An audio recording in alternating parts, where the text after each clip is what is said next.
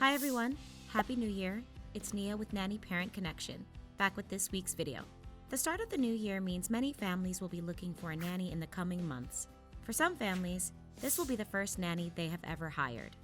One of the first questions that parents need to address is, if we have a nanny working in our home, what types of insurance do we need? This can be a confusing rabbit hole, as there is a plethora of conflicting information available on the internet. Not to worry, as we have done the work for you. Let's dive into what insurance policies you should have in place. Please note that this video is specifically focused on what insurance policies your family should have in place with an employee working in your home. We will not be touching on health insurance, unemployment, or auto insurance for the nanny in this video. When you hire a nanny, their place of business is your home, and any location that they take your children to. Just like with any other job, the employer is responsible if the nanny is injured or if something bad happens. Many parents are not aware of their liability if something happens to their nanny while caring for their children.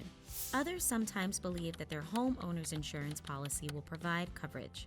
If your nanny is hurt while working for you and you do not have adequate insurance coverage, your family may be responsible for all the medical expenses and lost wages associated with the injury.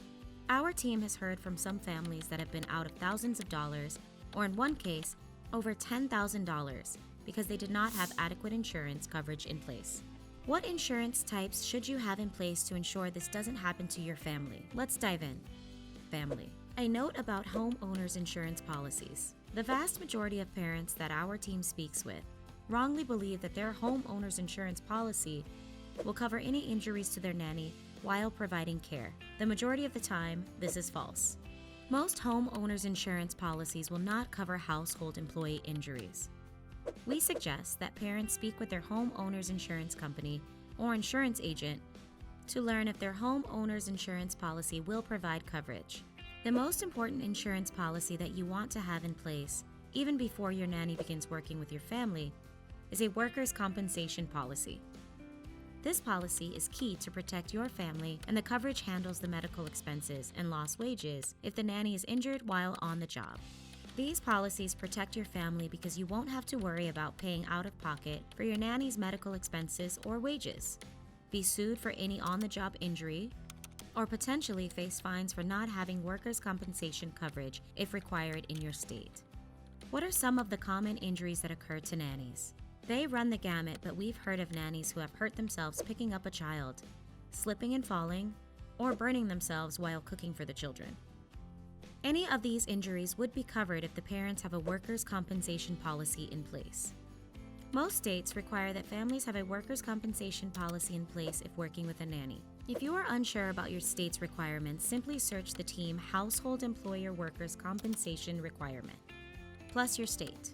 Most states can set up your family with a workers' compensation policy, but there are private insurers that offer policies as well.